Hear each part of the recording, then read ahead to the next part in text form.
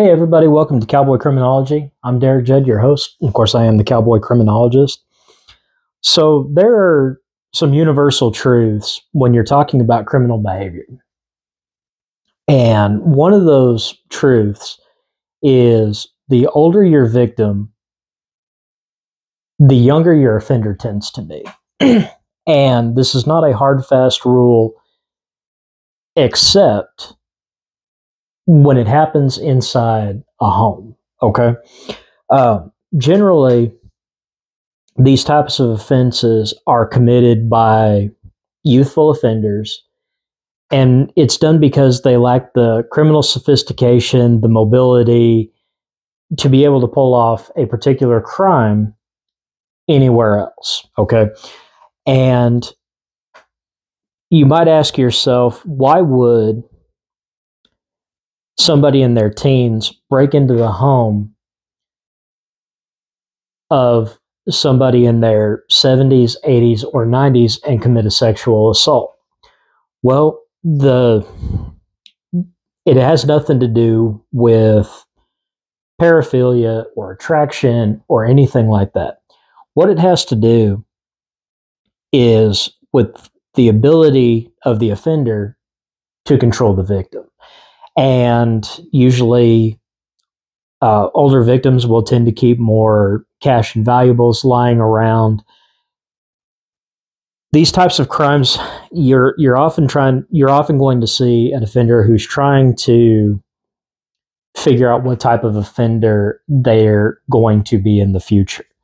Now, obviously, when you have somebody who breaks into a home, like we're going to hear about in this case, it's real easy to determine what type of an offender this individual is going to be. Now, I am going to warn you, just listening to this story, even though it's broadcast on the news, is hard to watch. But something that caught my attention is they gave the offender's age, and then they showed his picture, which is very, very rare in cases of a juvenile appearance, or a juvenile offender.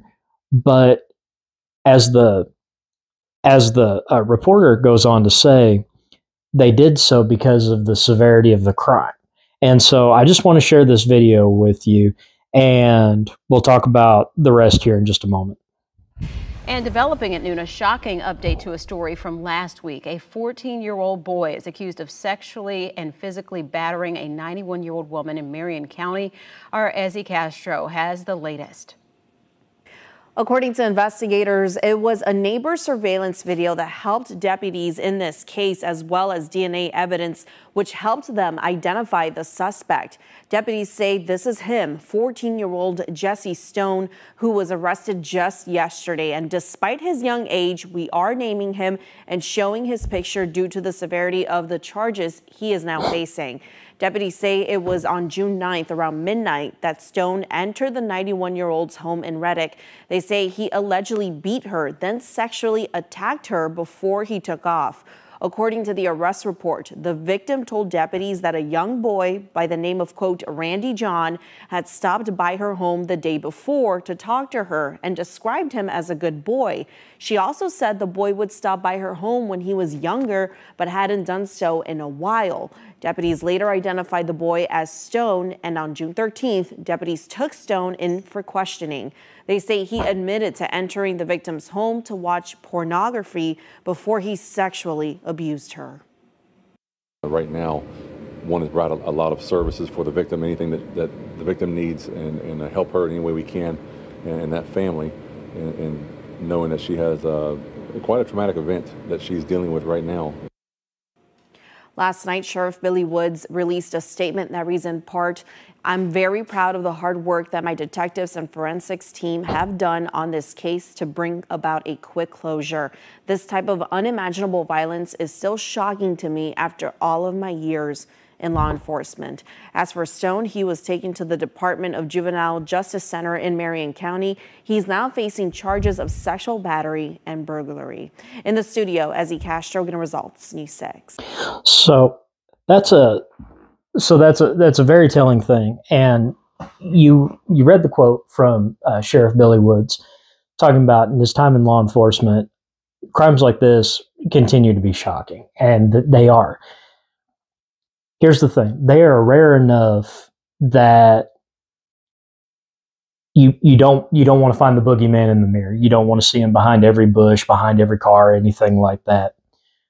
But they are common enough that you can actually develop a behavioral profile and a realistic geographical and age profile off of the offender.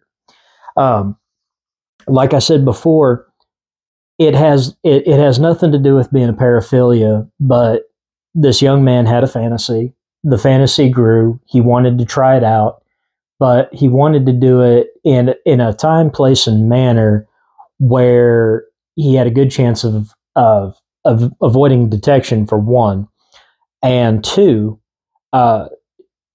being able to successfully overpower his victim. Okay, now, even knowing or not knowing the age of the offender, if this was a story that was put out, this would have been a very easy case for us to profile and determine age and geography.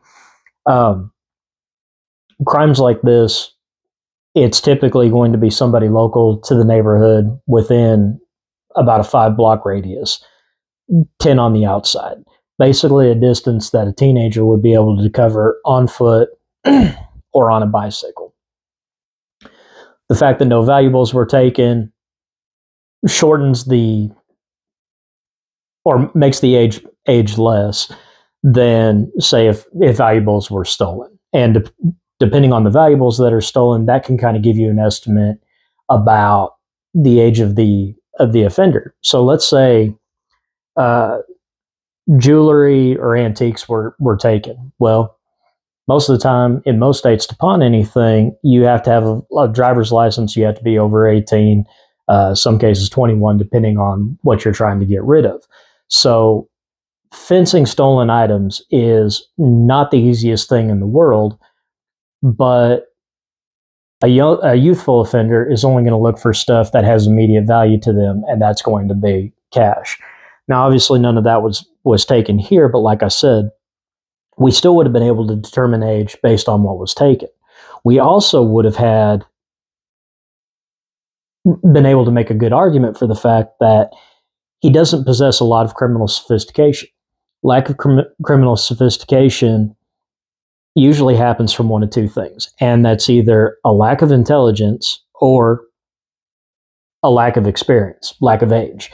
Okay, the fact that he didn't do any real investigative work as to what could get him caught, and he neglected the fact that cameras are everywhere these days. They're on houses, they're on doorbells, they're in vehicles, they're everywhere. Okay, so it is getting, I say that, and then I think about some other cases that we're going to be talking about, and it makes you realize that it is, in certain aspects, getting harder and harder to pull off certain types of crimes. The problem with a youthful offender like this, attacking a victim in her 90s, attacking in the way he did with the pre-offense behavior, if you've been following Cowboy Criminology and Serial Killer Saturdays, you notice that I've started to talk more and more about pre-offense behavior. And in this case, the pre-offense behavior was entering the home in order to watch pornography. And so was he trying to get a fantasy in mind? Was he trying to get himself in the mood for what he was going to try to do? We don't know. And for our purposes, it's really irrelevant. It doesn't affect what we're doing in any way, shape, or form. But it is important enough to know that his pre-offense behavior included targeting a victim of opportunity. That's another thing you've heard me mention. A preferential offender has a certain age, race, sex that they like to target. It's their preferred victim. This is a victim of opportunity, and while there is some planning, there is some organization, This was not a well thought out, well planned crime. Lack of criminal sophistication. The victim would have been easy to control.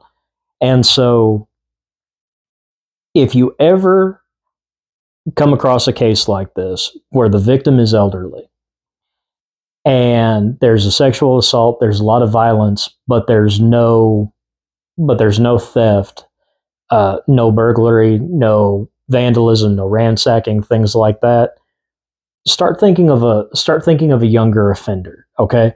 And the more of those other elements that you start to recognize and start to add in, you can start adding age to the offender. So, good job on the Marion County Sheriff's Office down there in Florida for such a quick resolution. Thank you to the neighbor who came forward with critical evidence in order to help this victim find justice. And I hope y'all join me in just praying that she is able to get the services that she needs, and that she's going to be strong enough to overcome this and live through it. So anyway, y'all, I'm Derek Judd for Cowboy Criminology. I hope you enjoyed this video. We'll talk to you soon.